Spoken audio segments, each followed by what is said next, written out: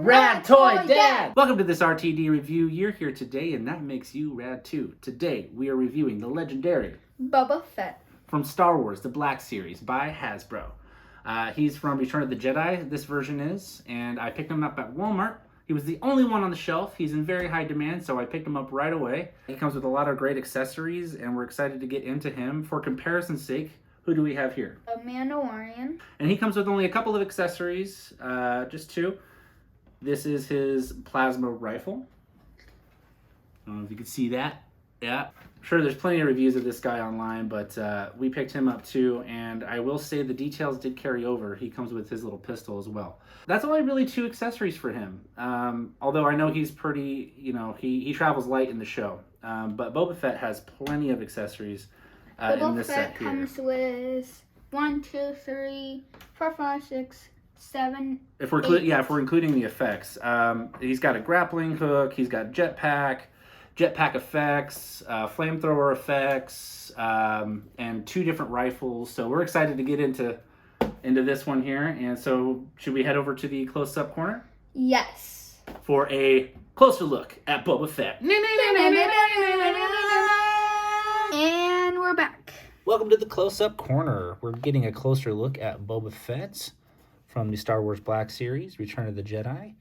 And here's just the front of the window packaging. Here's a side graphic. Very cool.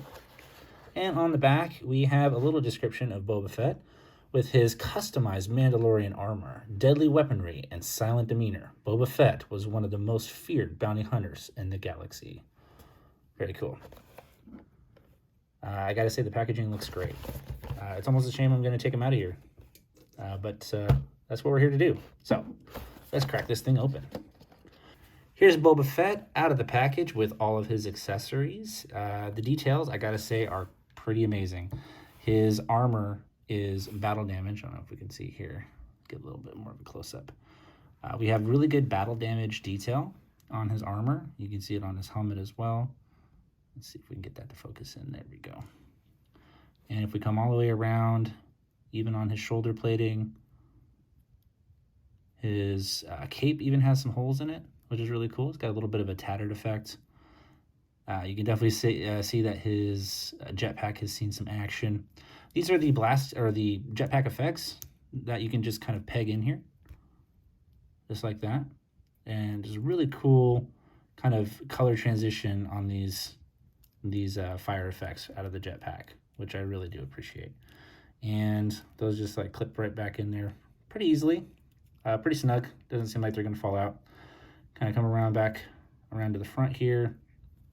And we have this really cool, kind of cool tubing detail, I think. Yeah, it's got like kind of like wiring that's going to his accessory here. It's like an additional weapon. What I would imagine is that's his grappling hook mechanism, because we have our grappling hook accessory here that actually clips onto that wrist, and then you can kind of pose it like that. So I don't know if I can get that to, there we go. You can get that to focus in. That's the grappling hook. Really good detail on that as well. I really like the paint application on that. And I mean, just the fact that we have a grappling hook at all is really quite fantastic, I will say. And then we have his flamethrower arm. That's on his left arm, where we can take his flamethrower effect, and has a little peg hole right here, and we can just clip it in right into the peg hole, and we have him shooting his flamethrower effect. That's just so cool. I just love that. That is amazing. Wouldn't you agree, Cash? Yes. Yes, very, very cool. It's probably one of my favorite effects there. That is my favorite. That's your favorite effect? Yeah, for sure. And on the back, we have his missile, or you can call it his rocket launcher. Of course, he's got his jetpack, but as we all know, on the top, he can actually shoot a rocket from the top of his jetpack, which is really cool. We can look at articulation. We have a double jointed knee. We have ankle articulation here. We also have, I want to say, an ankle pivot, which is really great. And on the arms, we have a really good elbow joint Very solid. Shoulder joint. Shoulder can go up about that much. Looking good. And let's see, what about his waist? He's got a little bit of a waist swivel.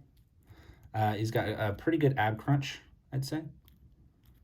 And his neck articulation, he can look left, right, up, down. Really good range of motion, I'd say. So you can look down really far. Interesting. So it looks like he can't look up too much, which is kind of interesting. But he can go all the way into his chest just about. He's got a head rotation, or sorry, I should say a head pivot. And yeah, I'd say overall it's pretty good articulation. But what I will say, the thing to probably take away the most from this figure is just the amount of detail. You have all his like little satchels and extra sashes and his utility belts, and I mean everything overall just looks really spot on, and the colors are just fantastic. If we can get that to focus in a little bit more. I mean, just look at that. The wearing on the jetpack is just beyond awesome, and also his helmet is just fantastic. It's just so cool. We also have, let's see if we can stand him up over here. We also have over here his blaster rifle. We have good paint applications, really good detail on the rifle. Now what I want to say is over here, I'm a little bit slightly confused because it's been a while since I've watched Return of the Jedi. It looks like he has a blaster that's like cut in half, I want to say. My first hunch is to say that if I can remember correctly, Luke Skywalker, I think, cuts his blaster rifle in half with his lightsaber. I think so, yeah. So I'm just going to go ahead and assume that's the effect they were going for here, is that his blaster got cut in half. I want to say that's what happened before he got eaten by the Sarlacc in the Sarlacc pit in Return of the Jedi. And for comparison's sake, we have Mando from The Mandalorian. Just wanted to put a side-by-side here so we can see his the height difference. And I'd say there's not really much of a difference, to be honest. And they both have really amazing detail, I would say. See if we can get a little focus in on Mando here. And he's looking really great. I'll get a little bit more focus on his armor. You can see they did a decent job at adding some battle damage detail and whatnot. But I will say they went above and beyond when it came to Boba Fett. They really went out of their way to give us some real battle damage and kind of just history, you can tell, in Boba Fett's armor. It's really quite awesome. The shoes are really cool too. They have like these little prongs at the end. I don't know if that gives him like the ability to like climb up things and really dig his feet in. It's just a little detail that is maybe in the films that I just never noticed, but that's really cool that they have it on the figure. So really awesome. I think it's awesome too. So which one would you say is your favorite, Cash, between Mando and Boba Fett? They are both amazing figures, but I think my favorite is the Mandalorian. Boba Fett from Return of the Jedi to the Mandalorian. Mm-hmm. It's a big difference. Okay. So I think they're both my favorite. Yeah. I can't. You can't really choose? Yeah. I will say that Boba Fett hasn't beat on accessories, but they're both really, really cool characters. Yes. That I'm just so happy to have them in our collection. So that about does it for us here on Rad Toy Dad. You came for the toys, but you stayed because you're rad. So don't forget to hit that like button if you liked this video. Hit the bell icon for notifications when new videos arrive. And don't forget to subscribe for more Rad Toy Dad.